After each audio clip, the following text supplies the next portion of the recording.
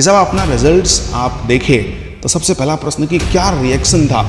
Sir यही कहना चाहूँगा कि कभी भी किसी वैकेंसी का इंतज़ार नहीं करना चाहिए, हमेशा मेहनत करते रहना चाहिए, क्योंकि सफलता कोई शॉर्ट वे नहीं होती है, सफलता का कोई रास्ता नहीं, शॉर्टकट नहीं होता है। बच्चा तैयारी करने गया है तो बच्चा कब सेलेक्ट होगा? क्योंकि बगल वाला पड़ोसी सेलेक्ट हो जाता है तो माँ बाप बहुत चिंतित हो जाते हैं। मॉक टेस्ट बहुत ज़्यादा ज़रूरी है, प्रीवियस ईयर क्वेश्चन लगाइए।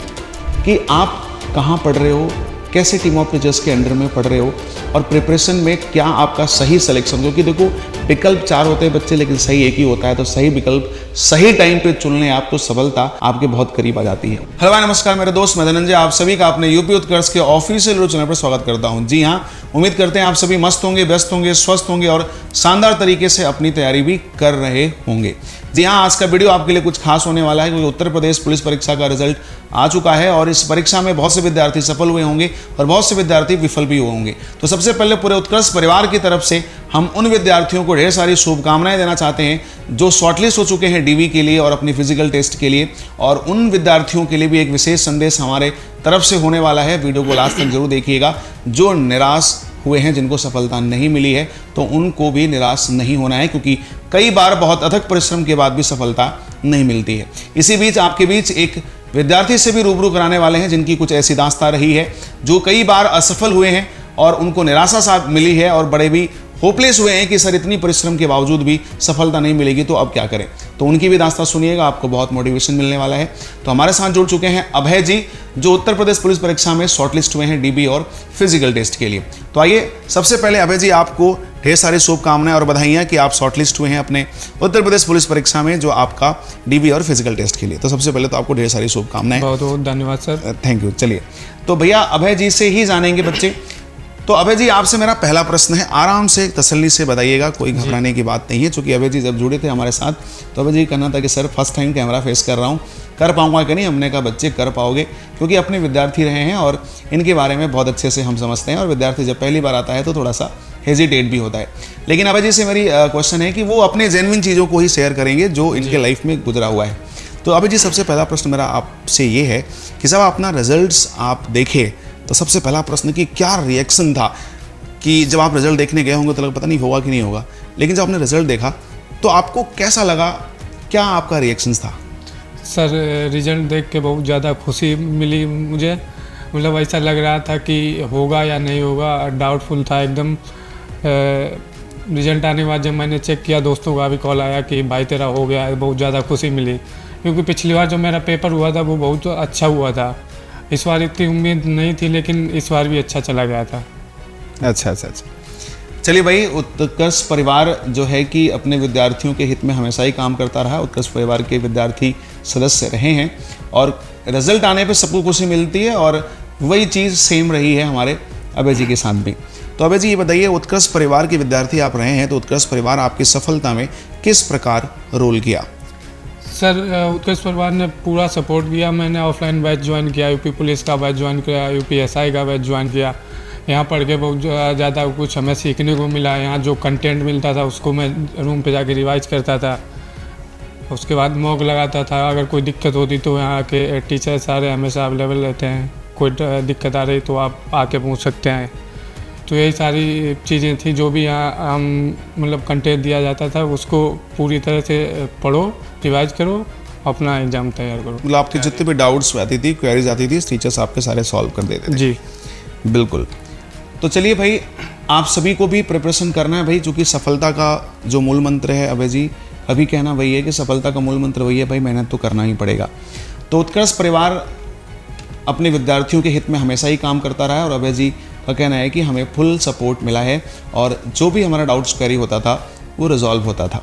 इसका मतलब आप सभी को सिलेक्शन में एक विशेष team of teachers and organisations का सिलेक्शन भी एक अहम रोल निभाता है, क्योंकि इनको भी कई बार असफलताएं मिली थी। जी हाँ, तो अभय जी अब जो भावी विद्यार्थी आने वाले हैं उनके बारे में उनके लिए क्या संदेश देना चाहेंगे? सर यही कहना चाहूँगा कि कभी भी किसी वैकेंसी का इंतज़ार नहीं करना चाहिए, हमेशा मेहनत करते रहना चाहिए, क्योंकि सफलता कोई शॉर्ट वे नहीं होती है, सफलता का कोई रास्ता नहीं, शॉर्टकट नहीं होता है।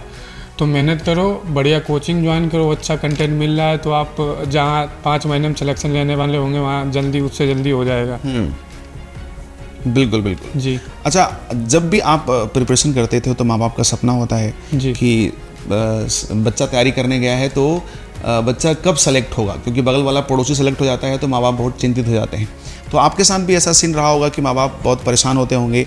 तो परिवार और आपके जो मित्र यार दोस्त थे वो आपकी सफलता में किस तरह आपके लिए रोल किए? सर, सबने बहुत ज़्यादा सपोर्ट किया, परिवार वालों ने, दोस्तों ने, और मतलब कभी फोर्स नहीं किया कब होगा, कैसे होगा, कितना टाइम लगेगा। परिवार वाले पूरा सपोर्ट करते थे कि परेशान ना हो, आराम से करो, इस बार नहीं अगली बार हो जाएगा। बिल्कुल, देखिए ये बहुत अच्छी बात होती है। गार्जियन का सपोर्ट भी मिलना चाहिए, क्योंकि बच्चे के अंदर हौसला होता है, टैलेंट होता है, लेकिन अगर एक बार मदर फादर का कंधे पे हाथ रखता है, सर पे हाथ रहता है कि बेटा कर्म करो, हम तुम्हारे साथ हैं, निराश मत हो, सफलता जरूर मिलेगी, तो बच्चे का हौसला बुलंद हो जाता है। ठीक है ना। और साथ ही साथ आपसे एक प्रश्न अभय जी और होगा कि जब आप तैयारी कर रहे होंगे, देखो बच्चे जो अपने ऑफलाइन विद्यार्थी हैं उनके भी तमाम प्रश्न होते हैं और उन्हीं प्रश्नों को मैं पूछने वाला हूं, क्योंकि जो ऑफलाइन विद्यार्थी होते हैं जो हमसे प्रश्न पूछते रहते हैं मैं तो उनको बोलता रहता हूं, लेकिन एक सफल विद्यार्थी का क्या ओपिनियन है, जेन्युइन जो एक विद्यार्थी सक्सेस हुआ है, जो सफलता के बहुत करीब पहुंच चुका है, उसका क्या ओपिनियन है, ये जानना विद्यार्थियों के मन में बहुत बड़ी उत्सुकता होती है। तो जब आप प्रिपरेशन करते थे तो क्या आपके साथ ऐसा होता था कि आज नहीं पढ़ेंगे, या कोई डिस्ट्रैक्शन वाला पॉइंट्स की दोस्त मित्र यार का फ़ोन आ गया और कुछ ने कहा हो कि चलो अबे आज पढ़ते नहीं, आज क्रिकेट खेलते हैं, मस्ती करते हैं, तो आप इसको कैसे मैनेज करते थे? कि आपके मन में नहीं आता था कि नहीं यार चलो सब तो खेल ही रहे हैं, हम ही पढ़ रहे हैं, केवल हमको भी घूमना चाहिए, मस्ती करना चाहिए? कैसे इसको मैनेज करते थे? ये विद्यार्थियों का बहुत बड़ा सवाल होता है सर। सर, इसके लिए मैंने अपना टारगेट फिक्स कर लिया था, मुझे डेली रूटीन में इतना करना है, उसके बाद जो भी करना रहेगा कर लूँगा। और बाकी संडे का फिक्स था, जहाँ कहीं अगर घूमना है, जाना है, तो वो संडे को रहता था। अच्छा जी, नहीं बिल्कुल, टारगेट तो फिक्स करना ही चाहिए। और अभय जी का भी कहना यही है कि आप सभी विद्यार्थी लोग जो है मेहनत करें, और मेहनत करने के साथ साथ आप सभी को कभी भी जब लगता होगा कि नहीं मैं आज मन नहीं कर रहा पढ़ाई करने का, घूमने का, तो एक टाइम फिक्स कर लेना चाहिए कि चलो ठीक है, हमारा आज 8 घंटे का टारगेट है पढ़ने का, मैंने पढ़ लिया, अब आप हम लोग घूम सकते हैं। क्यों, यही कहना चाह रहे हैं आप? जी। अच्छा, और साथ ही साथ अभय जी एक लास्ट प्रश्न आपसे और रहेगा हमारा कि जो विद्यार्थी असफल हुए हैं उनमें क्या कमियां रह गई? नो डाउट वो अपनी कमियों को तो एनालाइज कर रहे होंगे कि हम कहाँ फेल्योर हो गए, लेकिन आप उन विद्यार्थियों को क्या कहना चाहेंगे?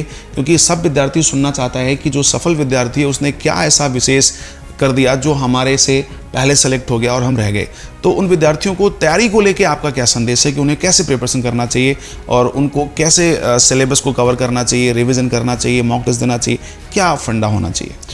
सर, सबसे पहले तो अगर आप किसी चीज़ की तैयारी करें उसका पहले सिलेबस देखिए, सिलेबस कंप्लीट करिए, चैप्टर वाइज मॉक लगाइए, एनालिसिस करिए क्या दिक्कत आ रही है। सिलेबस कंप्लीट होने के बाद पूरा फुल मॉक टेस्ट दीजिए, उसको एनालिसिस करिए कहाँ पे क्या दिक्कत आ रही है। अगर कोई दिक्कत आ रही है तो अपने टीचर से पूछिए। मॉक टेस्ट बहुत ज़्यादा ज़रूरी है, प्रीवियस ईयर क्वेश्चन लगाइए। प्रीवियस ईयर क्वेश्चंस लगाइए। जी हाँ, प्रीवियस ईयर क्वेश्चंस की प्रैक्टिस तो करना ही चाहिए कि आपको एक आइडिया लग जाता है कि आपके एग्ज़ाम में कैसे प्रश्न पूछे जा रहे हैं। ठीक है, तो उम्मीद करते हैं कि सभी विद्यार्थियों को अभय जी ने जो कुछ भी बातें आपको बताई हैं उनमें आपको बहुत कुछ जानने को मिला होगा। क्योंकि अभय जी ने क्या फेस किया, इनका भी खेलने का मन करता था, इनका भी घूमने का मन करता था। ऐसा नहीं है कि ये कहीं बाहर से आए हुए हैं, इनके साथ भी वही घटनाएं होती थी जो आपके साथ हो रही है। लेकिन इनका कहना है कि हमने डेडिकेशन से पढ़ाई करी, सिलेबस कंप्लीट किया, उसका मॉक टेस्ट लगाया, जहाँ प्रॉब्लम रही उसको रिकॉल किया, डाउट हुआ टीचर से हमने पूछा, उसे क्लियर किया। और हमारा भी खेलने घूमने का मन करता था तो हमारा टाइम फिक्स था कि इतना पढ़ाई करना है तो करना है, इसके बाद ही कुछ भी करना है, इसके बीच में कुछ भी नहीं करना है।